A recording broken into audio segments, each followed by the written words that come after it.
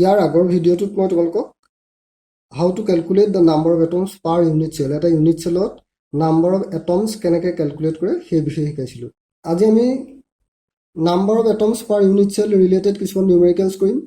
মই কুৱেশ্যনখিনি আগতেই লিখি ৰাখিছোঁ, চ' মই আনচাৰবোৰ কৰি দেখুৱাম আৰু প্ৰত্যেকটোতে যিবোৰ ইম্পৰ্টেণ্ট পইণ্টছ আছে সেই ইম্পৰ্টেণ্ট পইণ্টছখিনি মই তোমালোকক কৈ যাম। ঠিক আছে?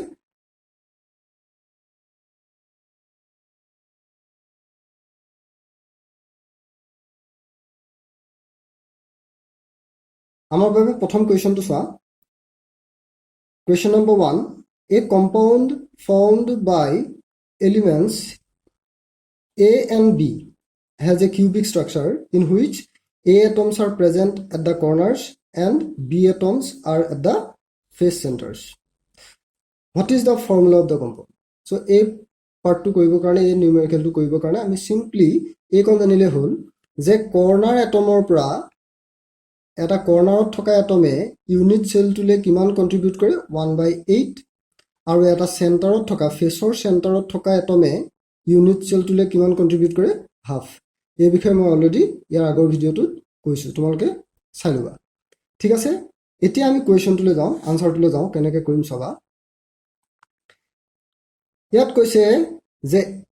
A atoms are present at the corners. A atomsবোৰ কৰ্নাৰত আছে। আমাৰ হাতত কৰ্নাৰ কেইটা আছে 8টা কৰ্নাৰ আছে, তাৰ মানে 8টা কৰ্নাৰত A atoms থাকিব। সো এই কৰ্নাৰবোৰত A থাকিব। এতিয়া প্ৰত্যেকটো কৰ্নাৰৰ পৰা কন্ট্ৰিবিউশন কিমানকৈ হ'ব 1/8 হ'ব। সো আমি সিম্পল কিউবিকৰ কাৰণে বা ফেস চেন্টাৰৰ কাৰণে বা BCCৰ কাৰণে আমি যি ধৰণে ফাৰ্স্ট লাইনটো লিখিছিলো যে from 8 corners we have 8 into 1/8 atom is equal to 1 atom. So corner বোৰৰ পৰা আমাৰ contribution কিমান আছিলে 1 atom. যিহেতু A atoms বোৰ corner আছে, so number of A atoms তেতিয়া হলে কিমান হ'ব 1 হ'ব। So লিখাখিনি আমি এনে ধৰণে লিখিব লাগিব। আমি ইয়াত লিখিম therefore number of A atoms is equal to কিমান 1. So number of A atoms is equal to what 1. ঠিক আছে, নেক্সট আহিলে B atoms বোৰ ক'ত আছে বুলি কৈছে। B atoms বোৰ আছে, B atoms are at the face centers. So B atoms বোৰ ক'ত আছে face center আছে। So যেহেতু B atoms বোৰ face center আছে, face center কাৰণে আমি কি লিখিছিলো 6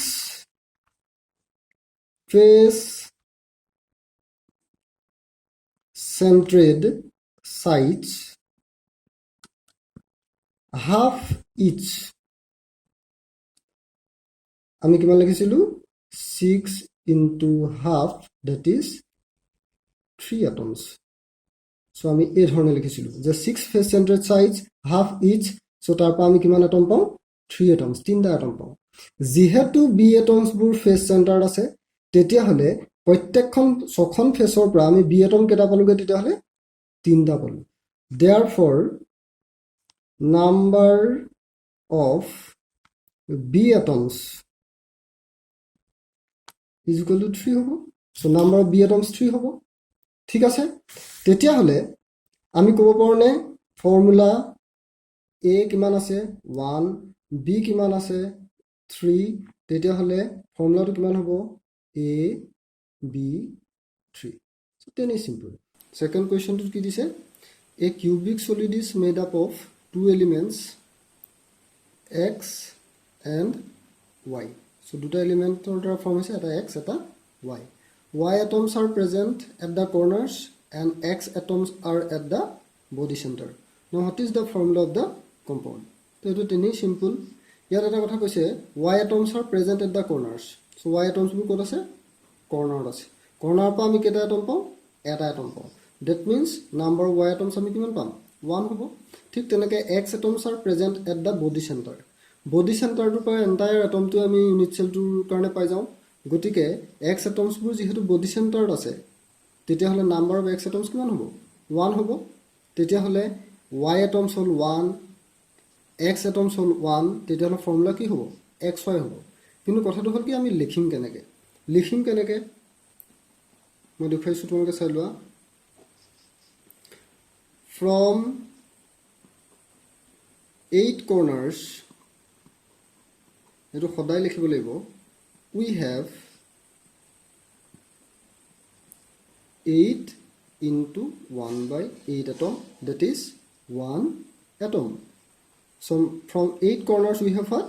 1 atom যেহেতু y atoms বোৰ কৰ্ণাৰত আছে so আমি লিখিম therefore number of y atoms is equal to 1 ঠিক তেনেকে x atoms body center আছে so এটো body center কাৰণে আমি কি লিখিম central unshared is equal to 1 atom so center থকা atom টো যেহেতু হি কাৰো লগত শেয়াৰ নকৰে so central unshared is equal to 1 atom তেতিয়া হলে number of x atoms is equal to আমাৰ কানে কিমান হ'ব number of x atoms is equal to কিমান হ'ব 1 atom হ'ব যেহেতু x atoms বোৰ ক'ত আছে body center আছে তেতিয়া হলে যেহেতু number of x atoms 1 y atoms 1 তেতিয়া হলে আমি কি লিখিব পাৰো formula is equal to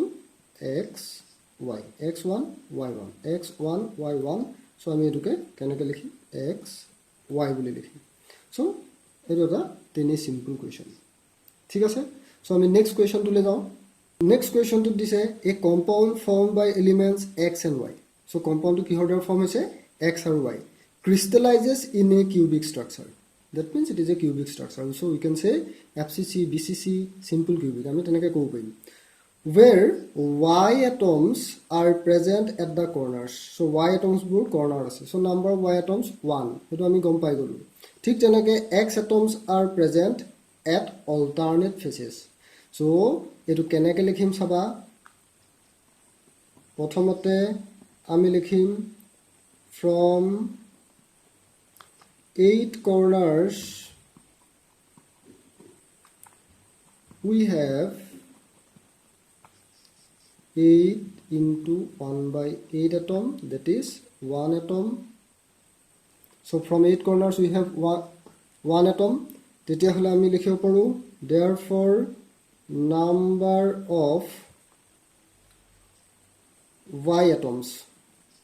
since y atoms are at the corners so number of y atoms is equal to what 1 ঠিক তেনেকৈ x atoms বোৰ ক'ত আছে বুলি কৈছে alternate phase আছে এতিয়া মই তোমালোকক n centered unit cell যেতিয়া শিকাইছিলো তেতিয়া মই তোমালোকক কৈছিলো যে alternate phase কেইখন থাকে দুখন থাকে এখন ফেজৰ পৰা আমাৰ ইউনিট সেল এটালে কন্ট্ৰিবিউশন কিমান হয় এখন ফেজত থকা এটা এটমৰ ইউনিট সেলটোৰ ভিতৰলে কন্ট্ৰিবিউশন কিমান হাফ সো অল্টাৰনেট ফেজ কেইখন আছে বুলি মই কৈছিলো দুখন আছে সো দুখনৰ পৰা কিমানকে পাম এইফালৰ পৰা আহিলে হাফ এখন ফেজৰ পৰা আহিলে হাফ এখন ফেজৰ পৰা আহিলে হাফ তাৰ মানে হাফ হাফ লগাই দিয়া 1 এটম পাবা যেহেতু x এটমছ বোৰ অল্টাৰনেট ফেজত আছে আৰু অল্টাৰনেট ফেজ আমাৰ হাতত কিমান আছে দুখন আছে তেতিয়া হলে আমি কেনেকৈ লিখিম চাবা number of x atoms since x atoms are at alternate phases so number of x atoms is equal to alternate phase কেইখন আছে দুখন আছে so 2 into প্ৰত্যেকখন ফেজৰ পৰা কন্ট্ৰিবিউশন কিমান half that means 1 atom so number of x atoms কিমান হ'ব তেতিয়া হলে 1 number of y atoms কিমান হ'ব 1 তেতিয়া হলে ফৰ্মুলাটো আমি কি বুলি লিখিম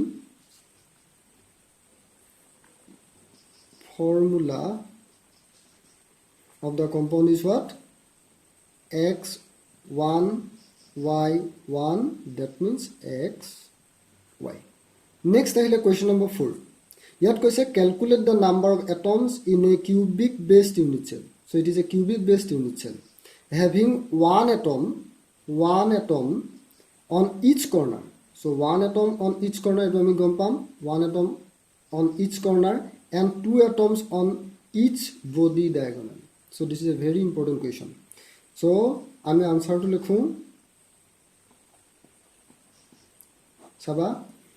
এটা এটম ক'ত থাকে কৰ্নাৰত থাকে কৰ্নাৰৰ পৰা কন্ট্ৰিবিউশন কিমান 1 এটম সো আমি এটো প্ৰথমতে লিখি লওঁ ফ্ৰম 8 কৰ্নাৰ্স আমি আগতে জানো যে কৰ্নাৰ 8টা আছে so from 8 কৰ্নাৰ্স we have 8 into 1/8 atom that is 1 atom so এটা atom থাকিব এটো ধৰি ললো a atom so a atom টো কিমান থাকিব এটা থাকিব তাৰ পিছত কৈছে 2 atoms on each body diagonal এটো এটা ইম্পৰ্টেন্ট বস্তু now what is body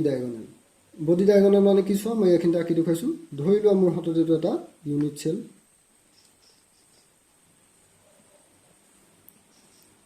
এই ইউনিট সেলটোৰ a কৰ্নাৰটোৰ পৰা a কৰ্নাৰটোলে এডাল লাইন ড্ৰ কৰা সো এডালক বডি ডায়াগোনাল বুলি কয় হেতু বডিটোৰ মাজেৰে গৈছে মানে সেন্টাৰটোৰ মাজেৰে গৈছে গোটে ইউনিট সেলটোৰ সেন্টাৰটোৰ মাজেৰে গৈছে সো তেনেকুৱা বডি ডায়াগোনাল তুমি কেডাল লিখিব পাৰিবা চাৰিডাল লিখিব পাৰিবা ভালকে মন কৰিবা এইখিনি পা ইয়ালে এটা ড্ৰ কৰিলো এডাল a টোৰ পৰা a টোলে এডাল ড্ৰ কৰিব পাৰিম আমি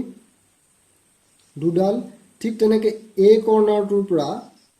a কৰ্নাৰটোলে এটা ড্ৰ কৰিব পাৰিম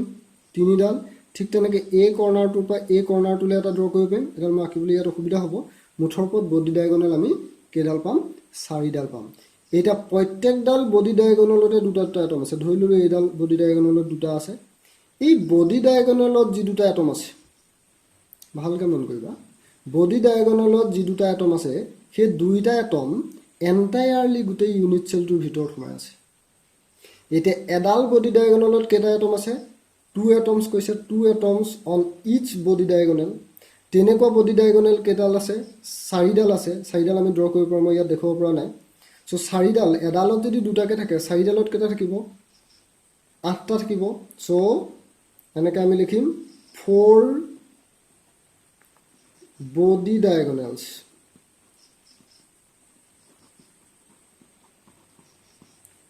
two atoms on each প্ৰত্যেক ডালতে দুটাকে কিমান পাম 4 into 2 atoms that is 8 atoms so 4 into 2 4 মানে number of body diagonals আৰু 2 মানে প্ৰত্যেক ডাল body diagonalত থকা atoms তেতিয়া হলে আমি 8 atoms পালো from body diagonals 1 atom পালো from corners তেতিয়া হলে টোটাল কিমান পাম আমি so total number of atoms কিমান হ'ব 1 plus 8 that is 9 atoms হ'ব so total number of atoms কিমান হ'ব 9 হ'ব ঠিক আছে নেক্সট নিউমেৰিকেলটো চোৱা তাত কৈছে number of atoms per unit cell n centeredৰ কাৰণে উলিয়াব লাগে এজ centeredৰ কাৰণে উলিয়াব লাগে এটা মই তোমালোকক কৈছো n centered মানে কি এটো ধৰা ইউনিট সেলটো এটো হল ইউনিট সেলটো কৰ্নাৰত এটমছ থাকিব কৰ্নাৰত এটম থাকিব সো কৰ্নাৰবোৰ পৰা আমি কিমান পাম 1 এটম পাম এটা এন সেন্টাৰত মানে কি দুখন ফেসৰ অল্টাৰনেট ফেসৰ সেন্টাৰ দুটা এটম থাকিব এখন দুখন ফেস এখনত নাথাকে এখনত থাকিব সো অল্টাৰনেট ফেস হ'ব লাগিব সো অল্টাৰনেট ফেসৰ দুখন ফেসত দুটা সেন্টাৰত দুটা এটম থাকিব তেতিয়া হলে আমি কেনেকৈ লিখিম এন সেন্টাৰৰ কাৰণে from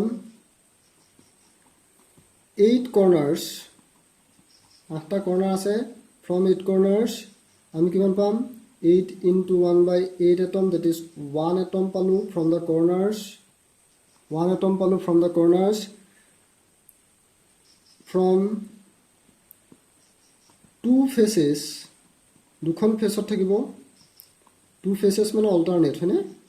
two alternate faces so from two alternate faces আমি 2 into এখন ফেসৰ পৰা সদায় কন্ট্ৰিবিউশন কিমান হয় হাফ হয় তেতিয়া হলে 1 atom পাম তেতিয়া হলে টোটাল কিমান হ'ব টোটাল নাম্বাৰস অফ এটমছ কিমান হ'ব এফালে 1 from the corners 1 from two alternate faces তেতিয়া হলে 2 atoms হ'ব নেক্সট আহিলে এজ সেন্টাৰ্ড ইউনিট সেলৰ কাৰণে এজ সেন্টাৰ্ড মানে এটো ইউনিট সেলটো ধৰা